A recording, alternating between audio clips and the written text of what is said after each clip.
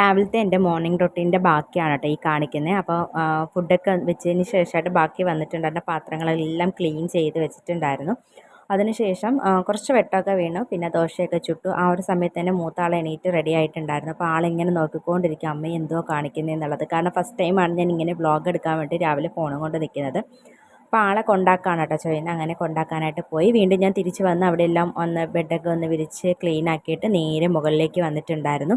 അപ്പോൾ നാളെ കൊടുക്കാൻ വേണ്ടിയിട്ട് കുറച്ചധികം ഓർഡറുകളുണ്ട് കേട്ടോ. ഓർഡർ ഇല്ലെങ്കിൽ ഒന്നും കാണില്ല. ഓർഡർ ഉണ്ടെങ്കിൽ ഒരുപാട് ഓർഡർ ഒന്നിച്ച് വരുന്നത് ആണ് എനിക്ക് പതിവായിട്ടുള്ളൊരു കാര്യം.